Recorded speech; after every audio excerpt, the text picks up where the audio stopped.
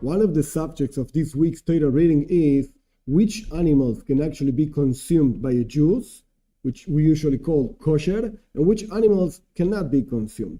And these animals are actually divided into land animals, water animals, air animals, etc. Now, each one of them has signals that tell us whether, again, we can consume it or not. Every single thing in the Torah, it's a hoirah. The word Torah means teaching, hoirah. It's not just a storybook, it means something we can learn for our daily life and for our service to God. There's a specific thing that eating means. Like there are things you can eat, things you cannot eat. So eating has a meaning. Besides the idea of just sustaining the body and joining the soul with the body, because if a person does not eat, so his soul, bye-bye, goes away. Besides that basic idea of sustaining, physically speaking, the body, there's a spiritual meaning of eating. And it's brought down in the Jewish mysticism that the spiritual meaning of eating means to elevate the food into holiness. We use the strength that we obtain from the food in order to serve God. And this elevates the food. But there are different levels. Our sages say that there are actually 4 types of creations in the whole world. You have inanimate objects like minerals, you have plants, you have animals, and you have human beings. The human being is not a better animal, an animal that talks, an animal that... No. Human being is a different type of thing. And each one of these 4 categories, so to speak, gets a incredible, infinite elevation by being included in the next level.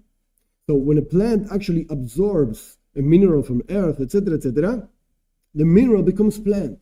So it has a infinite elevation.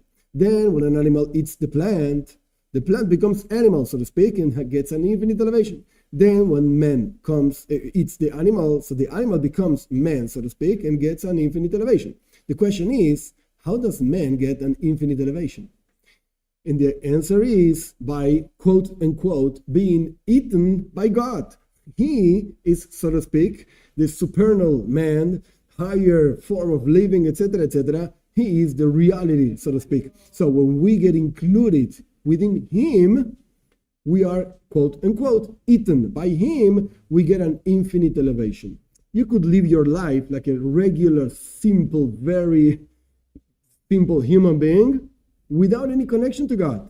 Because you're just going to remain like a very simple human being with no growth in the way of an infinite way. You can grow in knowledge, you can grow in feelings, etc. But you have a limit. The limit is you yourself. So how do you go beyond yourself? How do you grow infinitely? By being included to God, within God, so to speak. So the question is, how to do that? This is what is called in Judaism avodah. Avodah means to work. You have to work on yourself, and you have to make sure that you can actually be included, quote unquote, eaten by God. How do you make sure that? So again, we go back to the animal signals that tell us which animals can be eaten by man. So again, if we're going to say that God represents this supernal man, so he also has signals to determine whether we are kosher or not, to be eaten, to be included within him. So what are those signals? By land animals, the signals means split hoof, that means like almost like 2 fingers, split hoofs, and also that they have many stomachs, and they just go back and forth. The food goes back and forth, etc., and is eaten, so to speak, and chewed many times. Now, what does this represent in a spiritual way? There are many explanations. Actually, between parentheses, when I explained Parshas Shemini, the last Parsha, I offered an explanation of this idea. Today, I'm going to offer a different explanation, another idea, a little bit deeper. And the idea is like this. Each one of us has a nature. And when we work and we develop that nature, it's a very powerful thing. We can really grow. However, where's the real growth? When we go against our nature. That's the real growth. And we see this in Torah in many ways. One example, Avraham Avinu.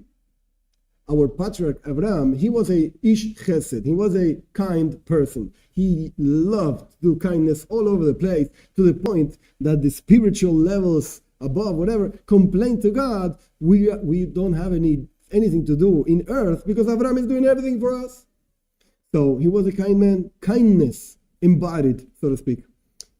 However, when God asked him to actually kill his son Yitzchak, this is not something, it's not a kind act. It doesn't represent kindness. However, Abraham went and was ready to kill his son, God forbid. And only after actually passing the test of almost killing his son, but not doing it, God said, the verse says, now, says God, I know that you fear me. Because until now, everything that you did was out of kindness. It was easy for you. But now that it represents a tremendous, terrifying, difficult act, that you're not used to it, it represents the opposite of kindness, and you still do it. Now I know you really like me. Now I know you really fear from me, etc., etc. So from this example, we can understand to ourselves. We, again, have a nature. Certain commandments, certain mitzvahs, they come easy, and then we do it, and we enjoy it, etc., etc. And certain things we don't really like. So when we actually go beyond ourselves, and we do that which we don't like, this represents as if we had split hooves. We go in the side that we actually enjoy and like, and we go in the side that we actually don't enjoy, but that's God's will. So the question, it always comes back to, what are you looking for? To actually perform your own will or God's will? So this is one of the teachings, one of the Torah teaching, not just a storybook, that represents the idea of split hooves. Learn to go beyond yourself, beyond the specific acts that you actually like or don't like. And then, just to chew the cud, the idea is you have to think and rethink about this and think about it again and once, again and again and again, which qualities, which attributes within yourself you have to work on them, not just to do them according to your nature, but rather to go beyond your nature, and that's going to allow you to get included, eaten, quote unquote, by the supernal man, by God himself.